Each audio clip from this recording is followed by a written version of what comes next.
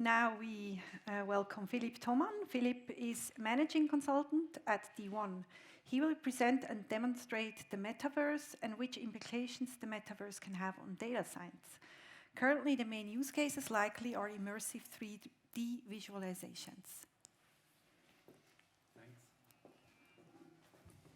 Yes, thanks a lot. And a shout out to the data booster innovation initiative you just saw. If you have any language-based or NLP projects that you would like to innovate, please come to me.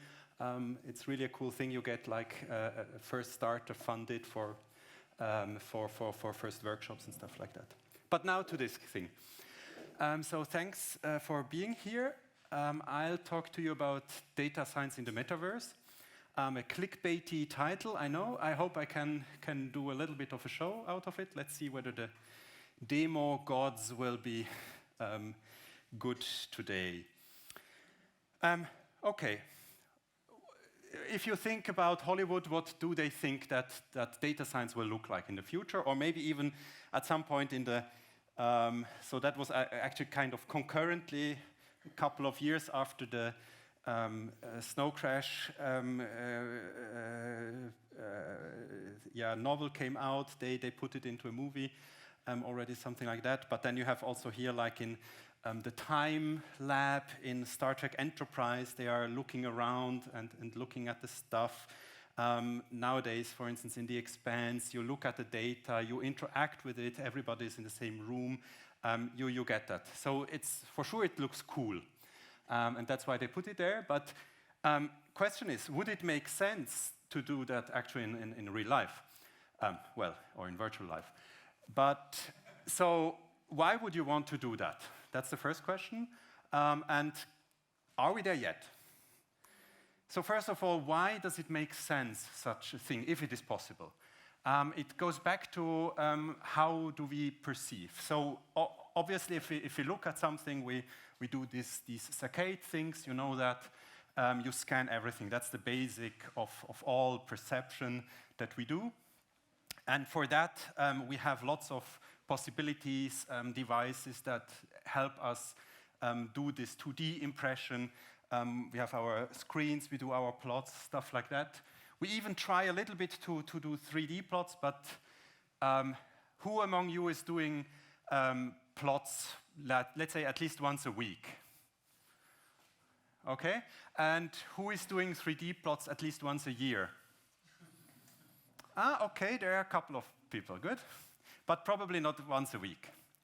Yeah, I think it's because the way it's done, it doesn't work. It's not what we are expected as human beings to do. Because how do we understand spatial configurations if we take something? So one thing is we move it, we look around, or we look here into the room, I move around, I see, I understand the configuration of the people. Even if I'm only looking with one eye, I can understand it. And you can even go into astronomy. You will see with parallax you can have very good depth vision. But actually the stereopsis is also very important. So if you can look through both eyes and you get a slightly different picture, obviously that gives you an immediate impression. This works best if you have it like in a half to 1.5 meters. If it's farther away, then this actually doesn't play that big of a role. That's a little bit important. So this 3D impression of stereopsis works best if it's somewhere where you can grab it.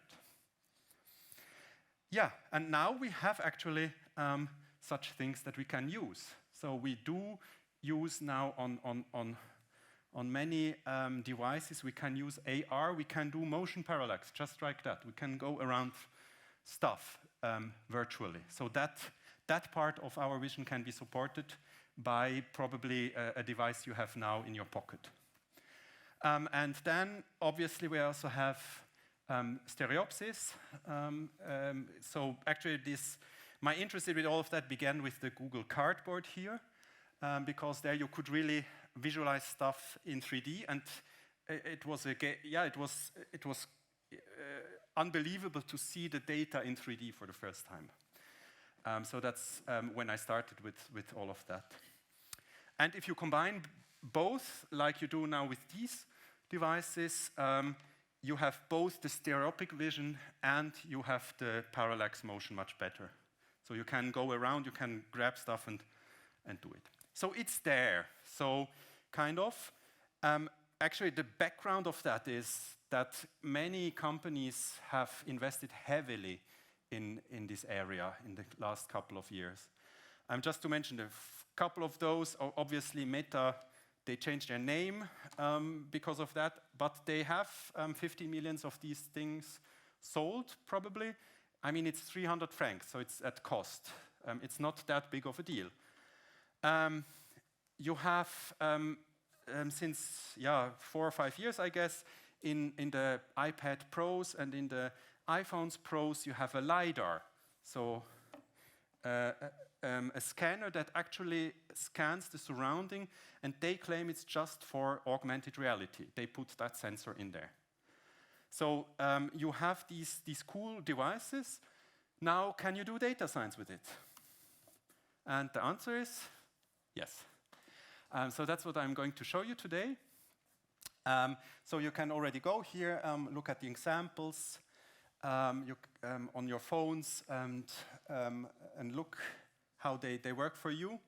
But actually, the production of such plots, having them on GitHub, is not that the main concern. The main concern is that you can actually do these plots interactively, as you do that every day when you're plotting.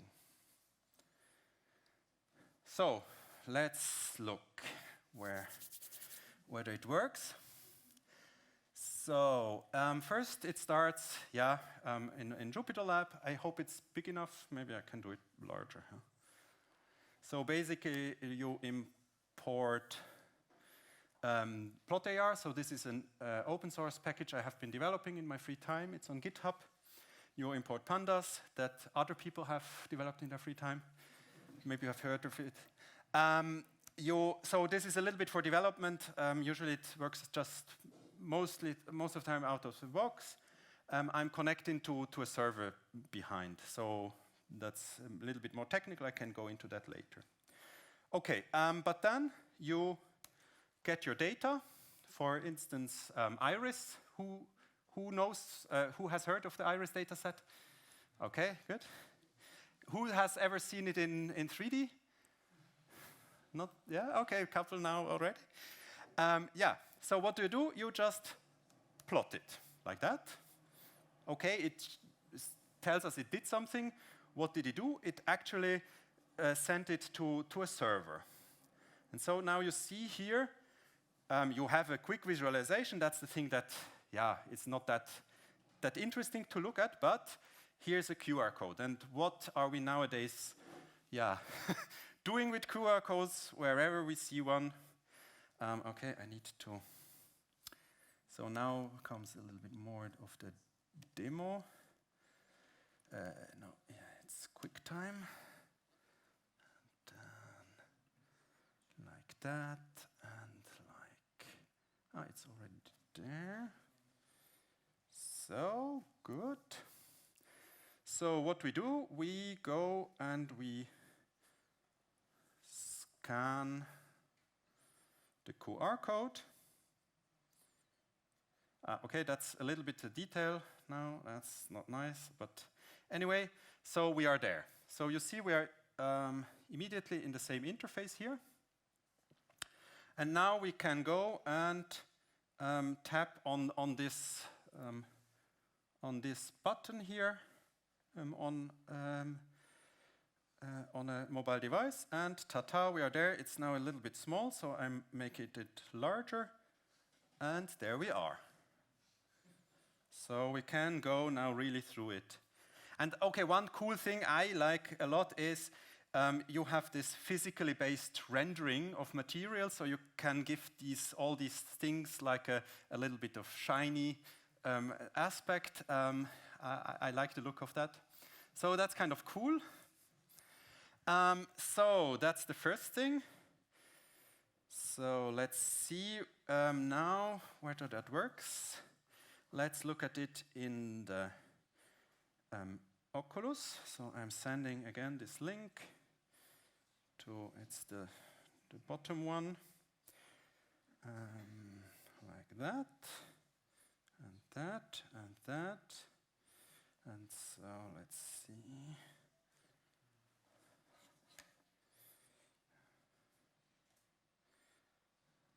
Okay.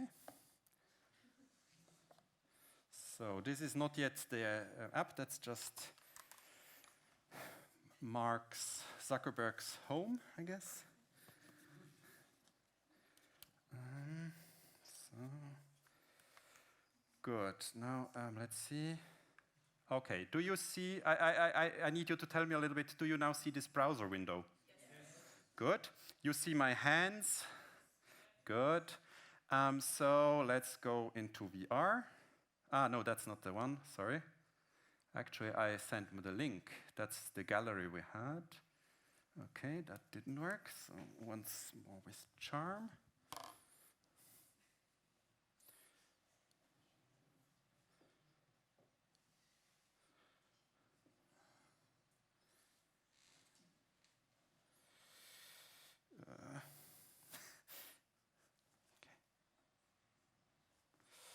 Good.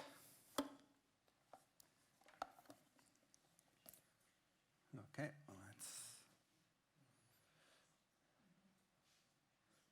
quit it and go there again. So, like that. Done. I'm tempting the demo gods. I know. I shouldn't be doing that. So, open now. Send. Okay. Before I share, I'll look it up whether it now is there. Yes, it came. Good. So then I'll try that one again. Let's hope for the best. Yes. Okay. Good. Okay. So I hope here's everything okay. I'm standing now in front of the thing so that you don't see what I'm doing. So now we are also here, and we can now open that up in VR. Ta-ta! So now I can really look at this, work with it, try to understand it better, and see, okay, these are, I forgot to put the legend there, which species is which, but it's clearly this guy here these are completely different, so that you see also in the 2D pictures usually, but like that it's much more clearer. Good. That was maybe a mistake, let's see. Let's try a little bit more temptation. Actually, go here and share this window. Good, and I'll also go a little bit in front, like that.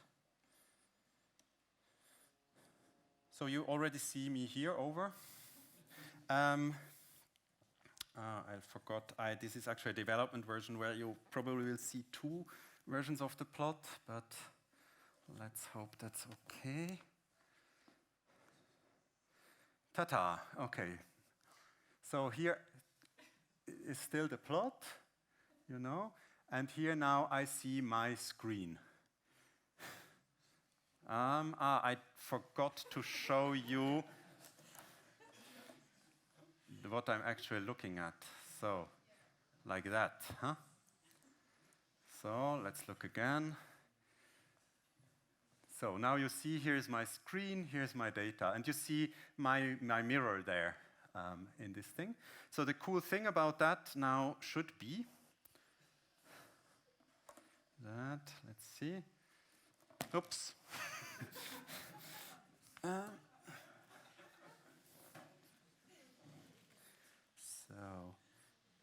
need, so this is still a little bit wiggly to put it like that.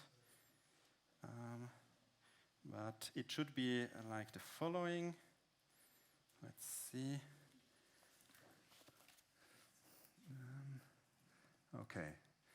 So now you don't see it yet, but I'll open this guy up and I'll. Okay, yeah, I need to set that up better. So, like this and like this.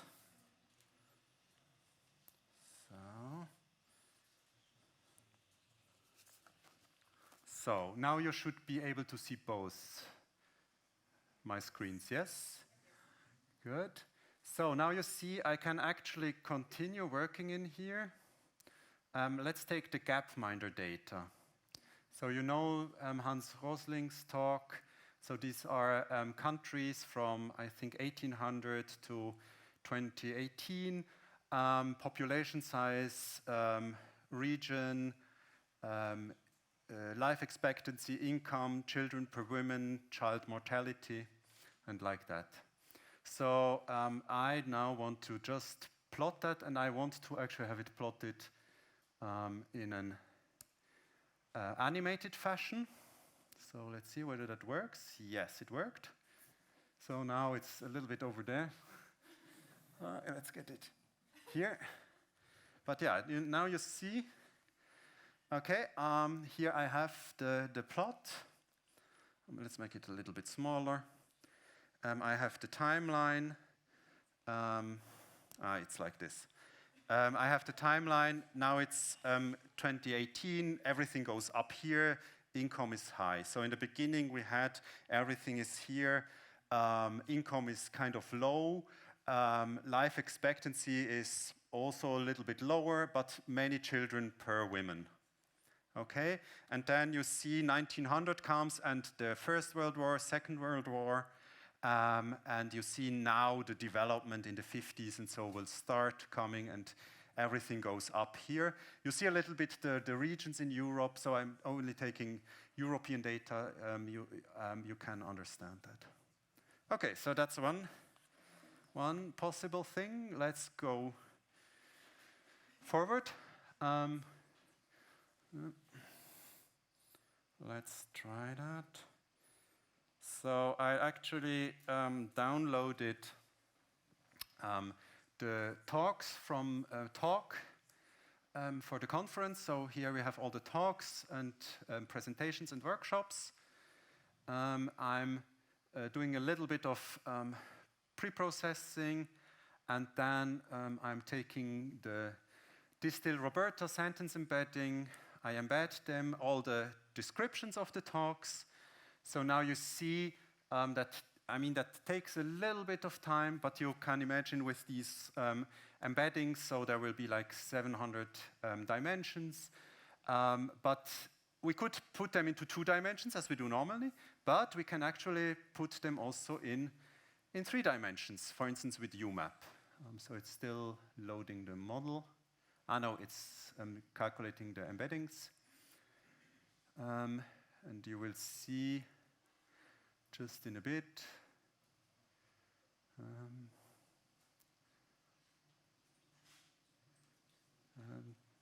So yeah, now it's through. It's 768 embeddings. I'll now doing here the UMAP dimension reduction. I'm using that just to put it, to attach it to the data frame. I'm plotting it again. And now there it is already automated, so I can really just work with it, and I can look at all the talks here where they are according to their description. So for instance here, from ideation to production, I think if I'm not mistaken, I think we have 1 or 2 of the reference in the room here, just in front. FIFA data also my colleagues, but then we have also other stuff, what women want and so on, so you can really look at that and understand it. You can also make it smaller if you want to. Okay, so that's basically the demo.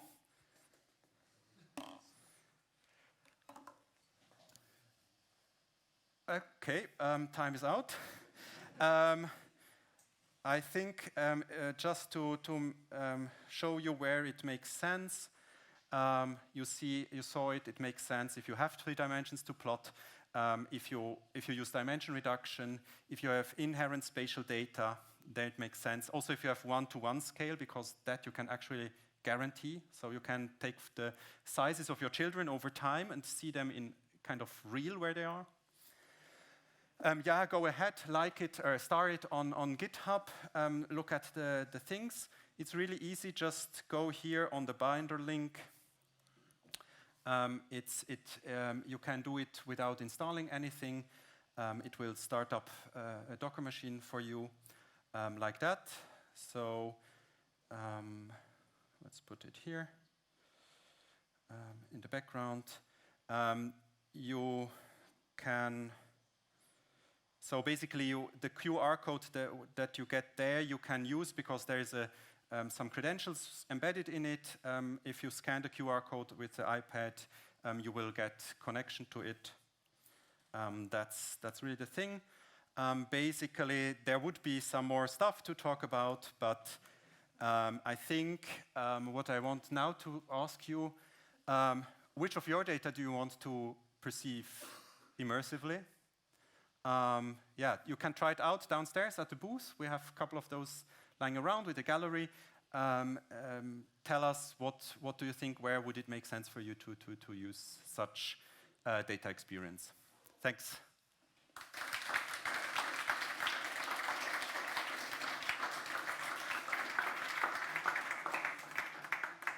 Thank you. Are there any questions?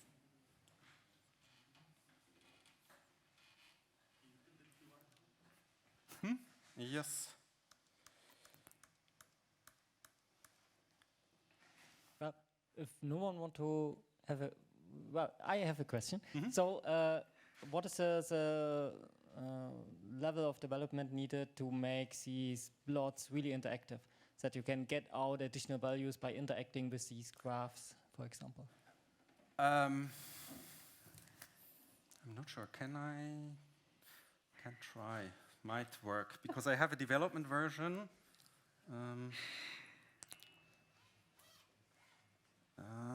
Not sure. So basically, you can trigger and then look at. So right now, I'm just showing the kind of the which part is. So you see, I shifted away, and the tooltip kind of stays at the same point. So it's early development, but that's kind of easy. So the background is I'm doing this in WebXR, basically. And so there's a very cool library where you can really start doing your own virtual or augmented reality. So here you see it's pure HTML. You can just put something like that up, and you can then have it in VR. If you want interaction, then you need to start using JavaScript, but it's really very, very low effort. The downside of these WebXR things nowadays is you don't have such a huge power of performance that you can use, so you cannot do like really amazing visual stuff. But you can do very cool things like what I showed to you. Great. Oh.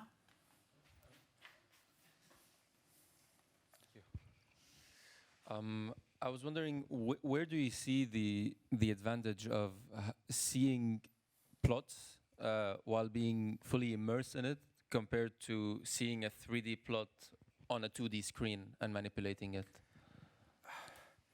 I think it's like reading of a wine and drinking it. It's a real. You cannot compare it. You can a little bit understand it, and maybe, if you have animation where you see more motion parallax, it might be something. But try it out. It's really, it's really something different than. So, for instance, if we have one of the examples where you have the height model of Switzerland, and you can really kind of look at it, and it's something completely different. Thank Okay. you. Thank you very much.